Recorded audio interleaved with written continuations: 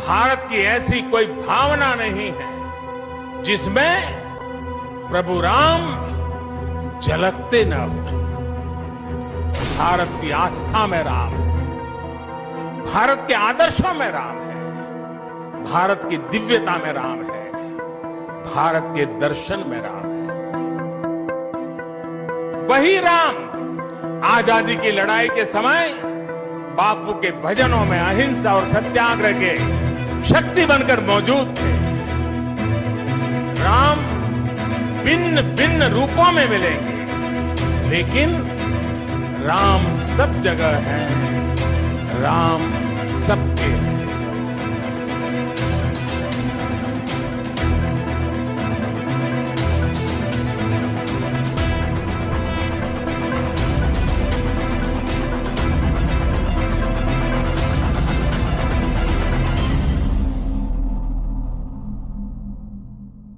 Hi everybody.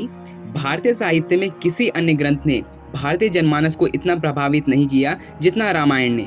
संसार के संपूर्ण साहित्य में रामायण के अलावा अन्य किसी महाकाव्य ने शताब्दियों तक किसी राष्ट्र की विचारधारा को इतना गहरा प्रभावित नहीं किया। रामायण का इतिहास जितना दिलचस्प है उतना ही कौतूहल उत्पन्न करता है। रामायण का मूल अर्थ है राम का अयन, जिसका मतलब होता है राम की यात्रा पथ।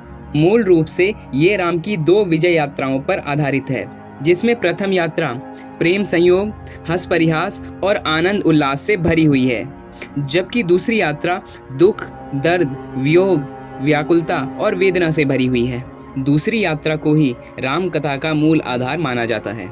24,000 श्लोकों से भरे आदि कवि वाल्मीकि का संस्कृत में लिखा रामायण जितना बड़ा महाकाव्य है, उसका इतिहास उतना ही दिलचस्प है। सभी धर्मों में अपने अपने पवित्र ग्रंथ हैं, जैसे इस्लाम में कुरान, सिखों में गुरु ग्रंथ साहिब, ईसाइयों में बाइबल। इसी तरह हिंदुओं के लिए गीता और रामायण को पवित्र पुस्तकों में गिना जाता है।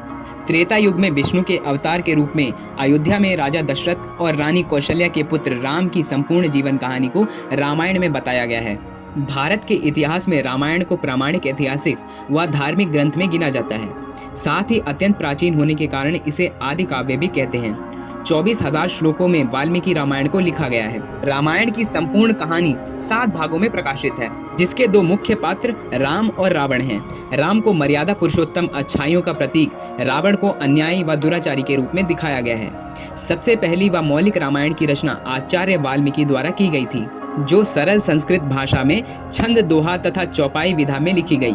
इसके बाद समय में कई काव्यकारों ने अपने अपने ढंग से राम कथा की प्रस्तुति की। राम की कहानी के अनुसार राजा दशरथ ने अपनी राजधानी के रूप में अयोध्या के साथ कोसल पर शासन किया। उनकी 3 पत्नियां थीं, कौशल्या, प्रमुख रानी, सुमित्रा और कैकई। उनके 4 पुत्र थे, राम, लक्ष्मण, भरत और शत्रुघ्न। जब राजा दशरथ बूढ़े हुए तो उन्होंने अपने सबसे बड़े पुत्र राम को अयोध्या का अगला शासक नियुक्त किया, मगर दूसरी तरफ रानी कैकई अपने बेटे भरत को राज सिंहासन पर बैठाना चाहती थी। अतः कई वर्षों बाद उन्होंने राजा दशरथ की रक्षा में मांगे गए वचन राजा दशरथ के सामने रखे, जिसमें पहला प्रश्न था राम को 14 वर्ष का वनवास तथा दूसरा भरत को राजपद देना। अपने पिता को असमंजस की स्थिति में देखकर राम ने सीता व लक्ष्मण के साथ 14 वर्ष के वनवास को स्वीकार किया। पिता के वचन की पालना में वे जंगल में गए। भरत को जब यह पता चला तो वे बेहद दुखी हुए तथा राम के पीछे चले गए। अपनी मां के कुटिल व्यवहार की क्षमा मांगकर उन्हें वापस आने के लिए निवेदन किया, मगर उन्होंने भरत को समझाया तथा वापस अयोध्या जाकर शासन जारी रखने को कहा। वनवास के दौरान जब राम नासिक के पास पंचवटी के जंगल में रह रहे थे, तब रावण की बहन शूर्पणखा ने उनसे मुलाकात की और लक्ष्मण से उनसे शादी करने के लिए कहा। लक्ष्मण ने न केवल उनसे शादी करने से इनकार कर दिया, बल्कि उसका अपमान भी किया। राक्षस राजा रावण ने अपनी बहन के अपमान का बदला लेते हुए सीता का लंका में अपहरण कर लिया।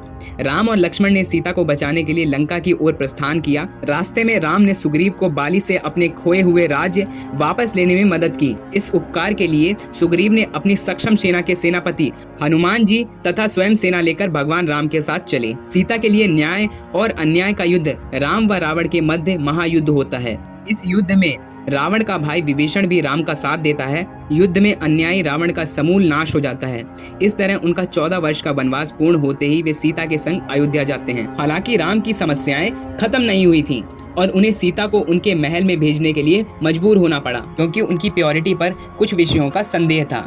सीता ने अंततः वाल्मीकि के आश्रम में आश्रय पाया और लव और कुश को जन्म दिया। जब भगवान राम ने अश्वमेध यज्ञ किया तो लव कुश ने उनके घोड़े को पकड़ लिया। यहीं उनका परिचय राम से होता है। गुरु वशिष्ठ राम को संपूर्ण घटना बताते हैं, जिसके बाद राम लव कुश को अपनाकर उत्तराधिकारी मान लेते हैं। हिंदू स्मृति के इस महाकाव्य में अवतरित रघुकुल के राजा राम की गाथा कही गई है। इतिहासकारों एवं साहित्यकारों का मानना है कि वाल्मीकि जी ने रामायण की रचना 3री शताब्दी में की थी। माना यह भी जाता है कि महर्षि वाल्मीकि के रामायण लिखने से पहले राम से जुड़ी कहानियों का प्रचलन शुरू कर दिया गया था, जो 4वीं शताब्दी तक कुछ प्रचलित हो गई थी। महर्षि वाल्मीकि ने उन कहानियों को ही आधार बनाकर रामायण की रचना की। वाल्मीकि रचित आदि रामायण में अयोध्या कांड से युद्ध कांड, जिसे लंका कांड भी कहा जाता है, तक की चर्चा थी, जबकि बाल कांड और उत्तर कांड बाद में जोड़ा गया। शुरुआत में आदि रामायण का कोई प्रमाणित लिखित रूप नहीं मिलता। वो कई शताब्दियों तक मौखिक रूप से ही प्रचलित थी, जिसे बाद में लिखा गया। विकास के पहले चरण में राम आदर्श क्षत्रिय रूप में भारतीय जनमानस के सामने पेश किए गए, लेकिन समय के साथ साथ रामायण की लोकप्रियता बढ़ती गई। इसके साथ ही राम का महत्व बढ़ने लगा। कृष्णा की भांति राम भी पहली शताब्दी में विष्णु के अवतार के रूप में स्वीकार किए जाने लगे। सिमिलरली विकास के दूसरे चरण में राम कथा का आदर्श क्षत्रिय राम का चरित्र न रहकर विष्णु की अवतार लीला के रूप में बदल गए। श्री राम को विष्णु का अवतार माना जाने लगा और राम भक्ति का प्रचलन शुरू हुआ। राम भक्ति का प्राचीन उल्लेख तमिल अलवरों की रचनाओं में मिलता है। 12वीं शताब्दी में रामानुजन संप्रदाय में राम भक्ति की रचना शुरू हुई और आगे चलकर रामानंद और रामावत संप्रदाय में राम भक्ति जनमानस की धार्मिक चेतना का केंद्र बन गया और इसी से प्रभावित होकर उनके रामायणों की रचना हुई। 14वीं शताब्दी से पूरा भारत राम साहित्य भक्ति भाव से भर गया। हालांकि रामायण का मुख्य उद्देश्य शताब्दियों तक साहित्यिक ही रहा, फिर 14वीं शताब्दी से यह पूर्ण रूप से धार्मिक हो गया और राम भक्ति की संपूर्ण कथा वस्तु एक नए जरिए से प्रस्तुत की गई। यह राम कथा का तीसरा चरण था, जहां राम विष्णु अवतार की लीला मात्र न रहकर भगवान राम के गुण कीर्तन के रूप में बदल गए।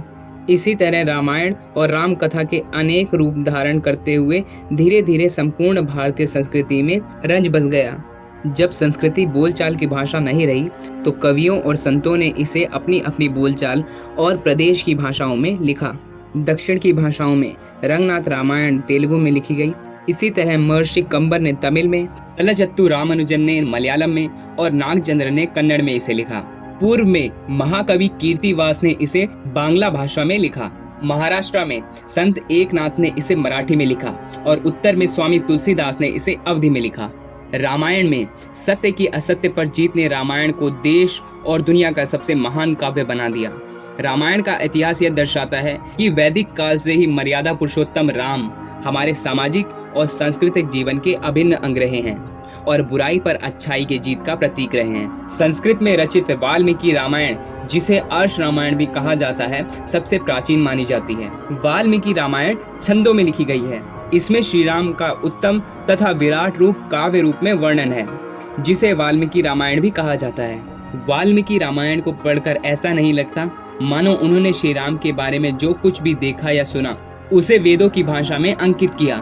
मौजूदा वक्त में राम के चरित्र पर आधारित जितने भी ग्रंथ हैं, उन सभी का मूल महर्षि वाल्मीकि की लिखी गई वाल्मीकि रामायण से लिया गया है। गोस्वामी तुलसीदास की रामचरितमानस उत्तर भारत में सबसे ज्यादा प्रचलित है। श्री रामचरितमानस अवधी भाषा में गोस्वामी तुलसीदास ने 16वीं सदी में लिखी थी, जो एक महाकाव्य है और साथ ही साथ इसे तुलसी रामायण भी कहा जाता है। दुनिया के कई देशों में रामायण के चित्रों में अपनी अपनी व्याख्याएं और चित्रण हैं, लेकिन कहानी एक, असत्य पर सत्य की विजय। थाईलैंड में रामकियन या राम कीर्ति के नाम से मशहूर है। कंबोडिया में रामबत्थु तथा मलेशिया में हिकायत सिसिराम के नाम से प्रसिद्ध है। भाव भंजन या मंचन का तरीका भले ही अलग हो, लेकिन रामायण की कथा वस्तु हर देश में एक ही है। रामायण आज सिर्फ भारत की धरोहर ही नहीं, बल्कि दुनिया के कई मुल्कों, खासकर आसियान कंट्री के सामाजिक तथा सांस्कृतिक का एक अहम हिस्सा है। अलग अलग देशों में रामायण का अलग अलग रूप है। पहली शताब्दी से लेकर 9वीं शताब्दी के बीच रामायण इसी तरह दुनिया के कई देशों में पहुंच गई और वहां के सामाजिक तथा सांस्कृतिक जीवन का हिस्सा बन गई।